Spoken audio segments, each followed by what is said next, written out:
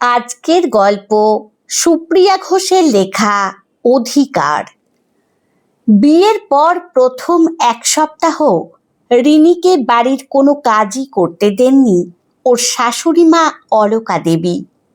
রিনি যখনই একটু জলের গ্লাসটা তুলতে গেছে বা চায়ের কাপগুলো ধুতে গেছে, অলকা দেবী হেসে ওর হাত থেকে সেগুলো কেড়ে নিয়ে বলতেন, আহা বৌমা, নতুন এসেছো, এখন কদিন একটু আরাম করো, এখন কটা দিন শুয়ে বসে কাটাও, পরে তো এই চার দেওয়াল আর হাঁড়ি কড়াই নিয়েই সারা জীবন পড়ে থাকতে হবে। রিনি তখন মনে মনে খুব খুশি হয়েছিল। ও নিজের বন্ধুদের ফোনে বলতো, জানিস, আমার শাশুড়ি মা একদম অন্যরকম, আমাকে বিন্দুমাত্র খাটতে দেন না, একদম নিজের মেয়ের মতো মনে করেন।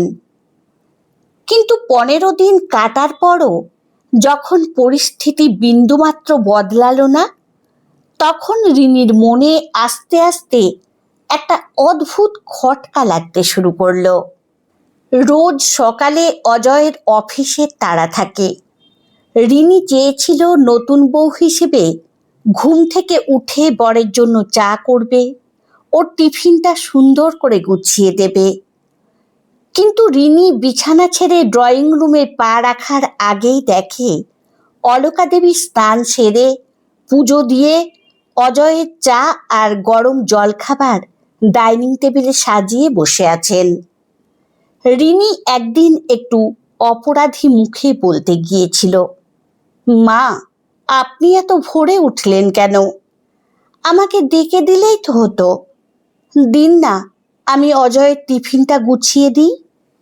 অলকা দেবী আলতো করে রিনির হাত থেকে টিফিনের বাক্সটা সরিয়ে নিয়ে নিজের কাছে রাখলেন।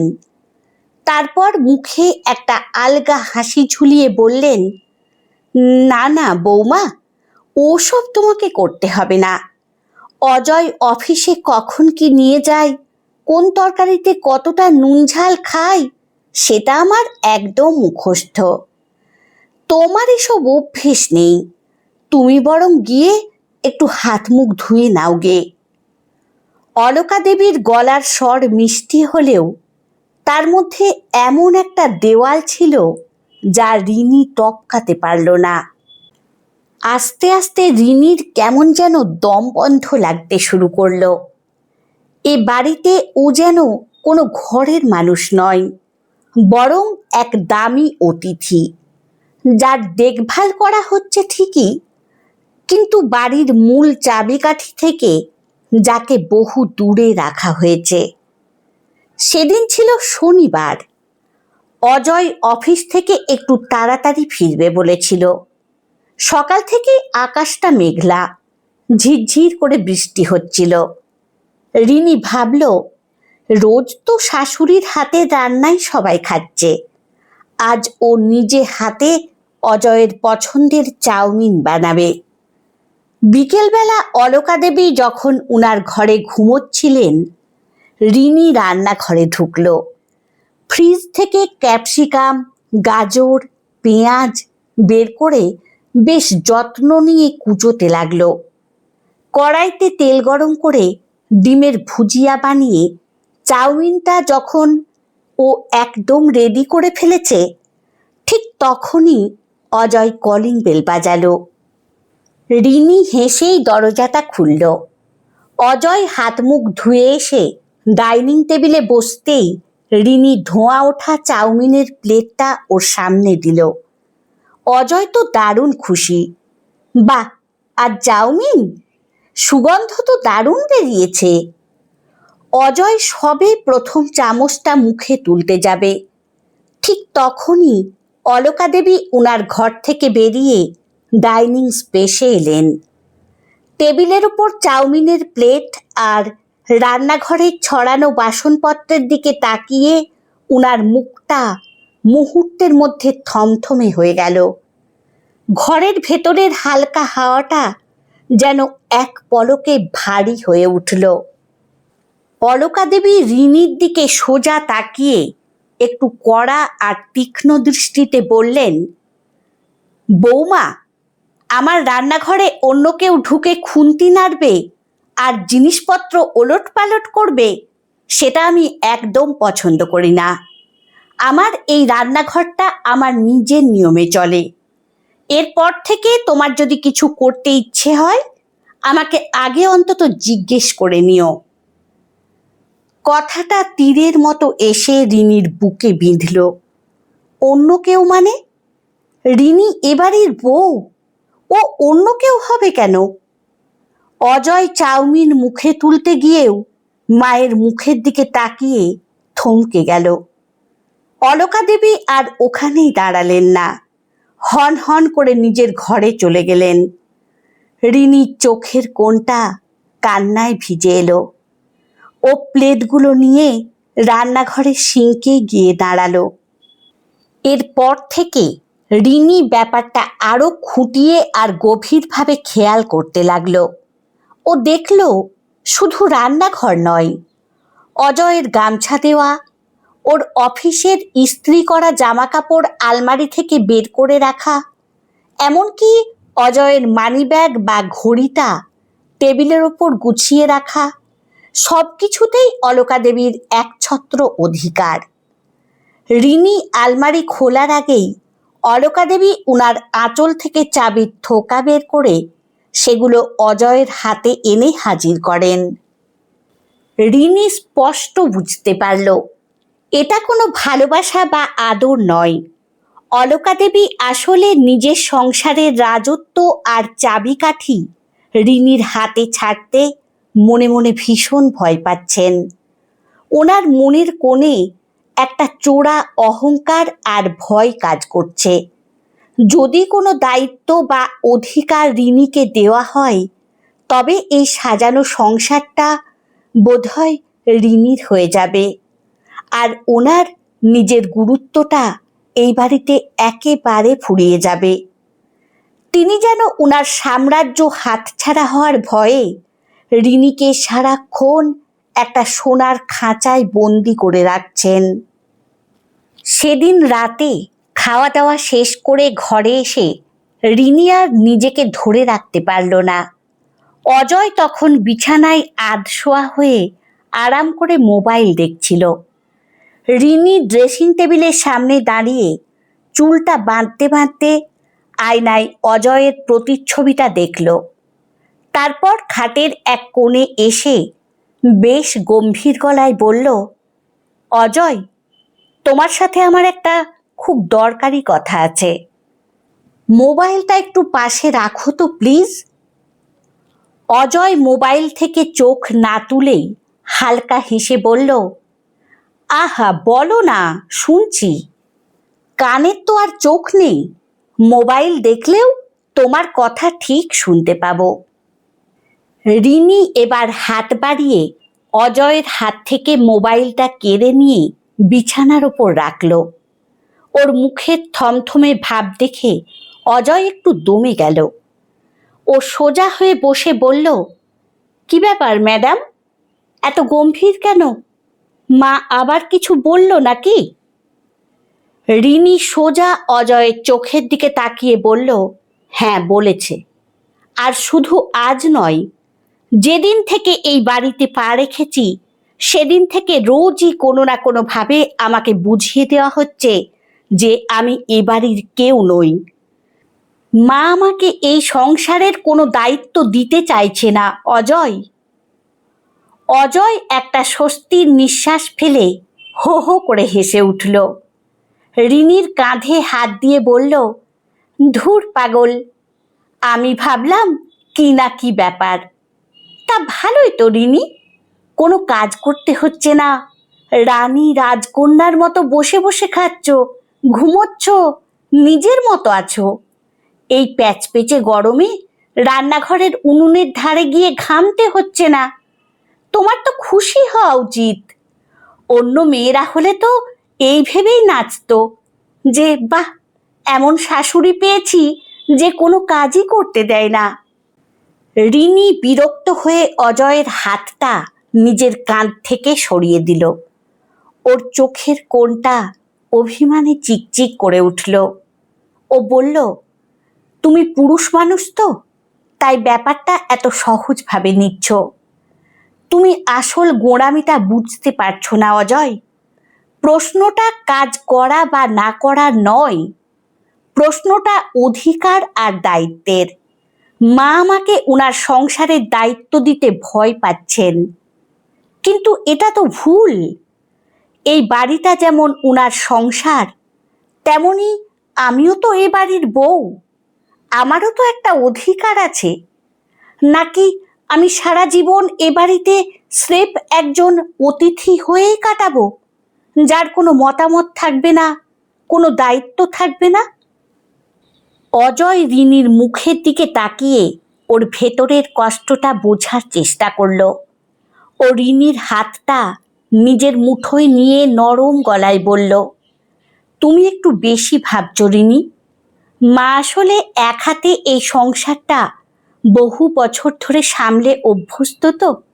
বাবা মারা যাওয়ার পর মা একাই আমাকে বড় করেছে, এই বাড়ি আগলেছে।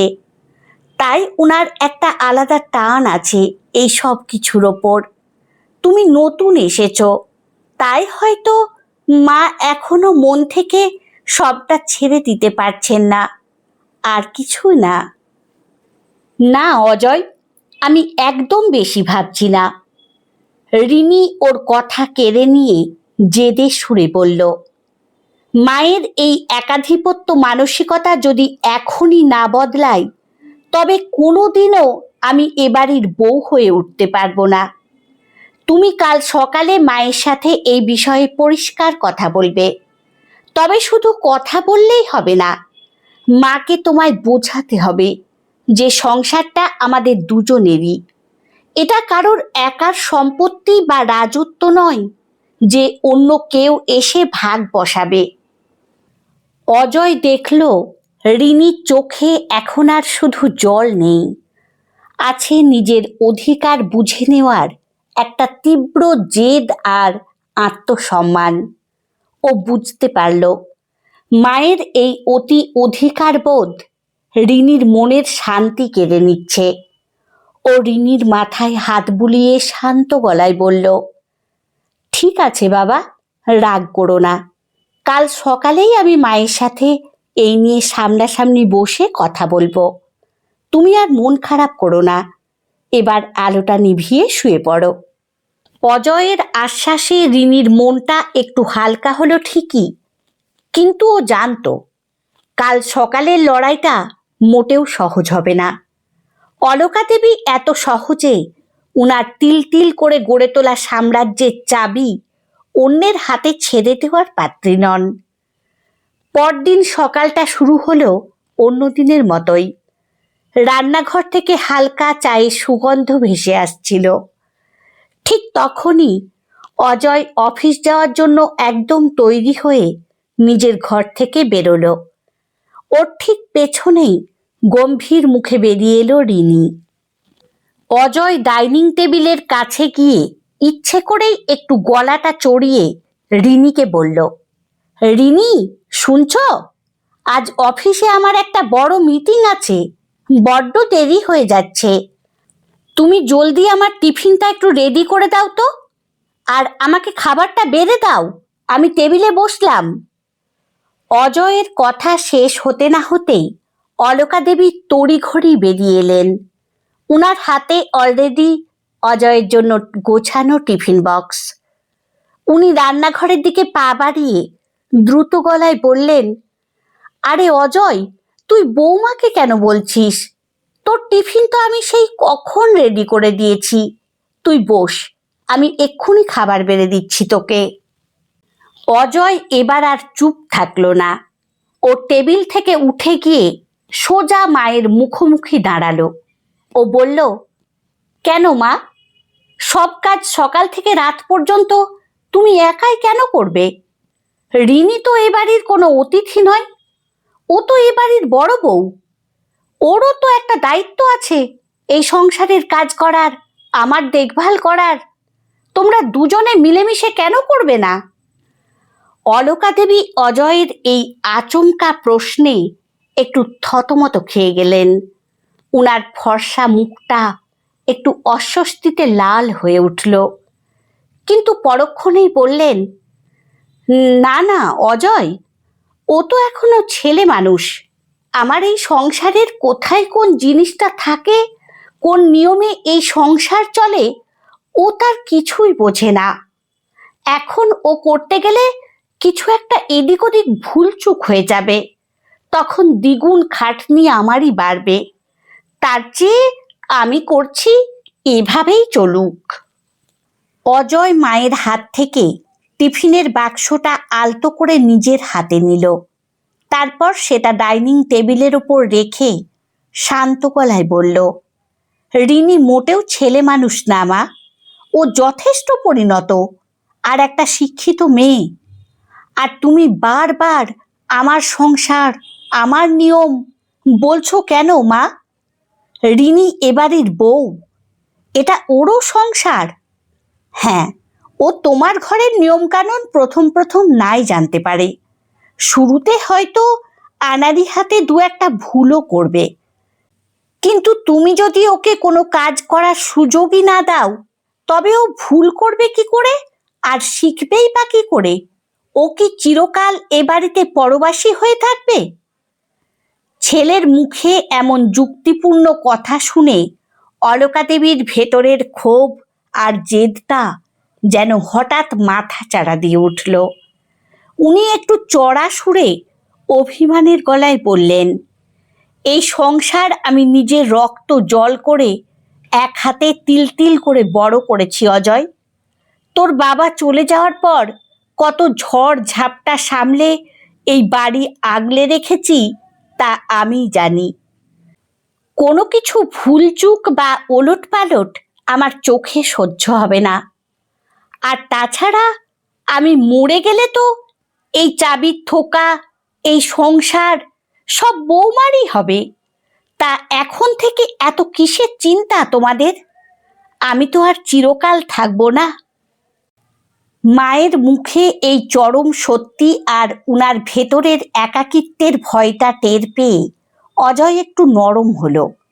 ও এগিয়ে গিয়ে অলকা দেবীর দুটো কাঁধ নিজের দুহাতে ধরে খুব নরম ভালোবাসা মাখা গলায় বলল, সেসব মরে যাওয়ার কথা কেন আসছে মা? আমি কি তোমাকে এই সংসার থেকে তাড়িয়ে দিচ্ছি? একদম নয়। সংসার তো তোমাদের দুজনেরই। এককালে ঠাকুমার ছিল, ঠাকুমা তোমার হাতে দায়িত্ব ছেড়ে দিয়েছিলেন বলেই তো তুমি নিজের মতো করে সংসারটা সাজাতে পেরেছিলে। আজ তোমার হয়েছে, এবার রিনিরও হোক। ও তোমার বেঁচে থাকতে থাকতেই তোমার সামনেই নিজের দায়িত্ব আর ভুল ত্রুটিগুলো বুঝে নিতে চায় মা। ওর অধিকার ওকে আনন্দের সাথে বুঝে নিতে দাও।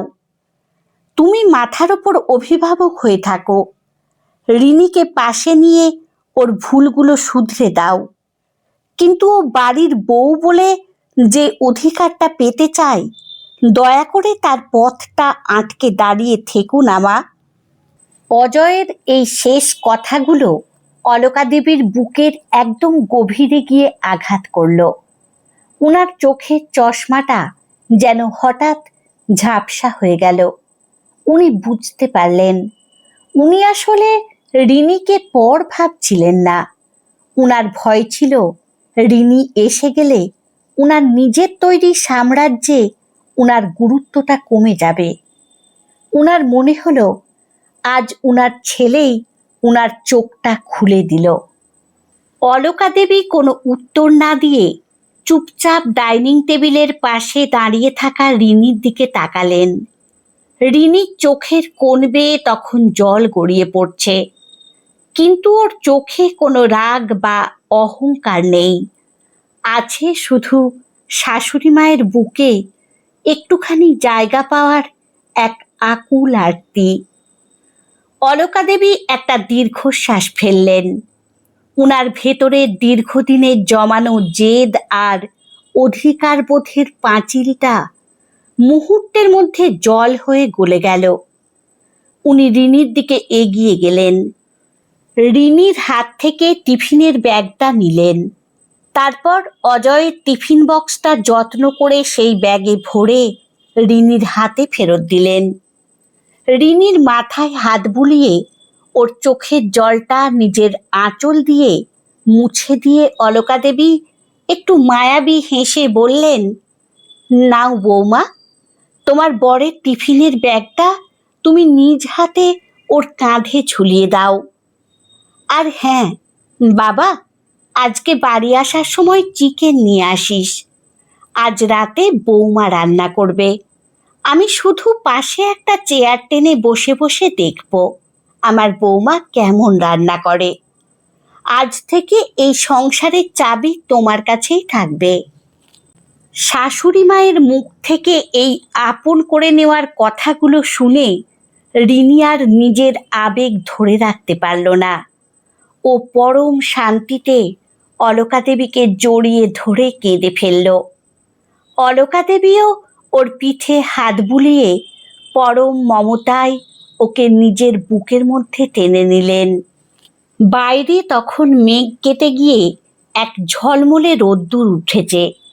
ঘরের ভেতরের দীর্ঘদিনের গুমোট আর অস্বস্তির ভাবটা কেটে গিয়ে এক লহমায় যেন এক নতুন ভোরের আলো এসে পড়ল পুরো পরিবারে।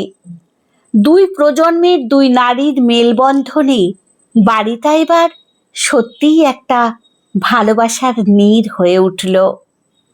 সংসার কখনো একজনের একাধিপত্যে চলে না, তা চলে সবার পারস্পরিক অধিকার ও দায়িত্বের মেলবন্ধনে।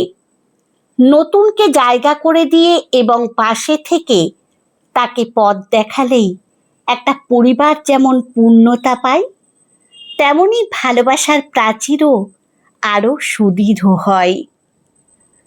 আমার গল্প পাঠ যদি আপনাদের ভালো লেগে থাকে তাহলে লাইক, কমেন্ট ও শেয়ার করে দেবেন।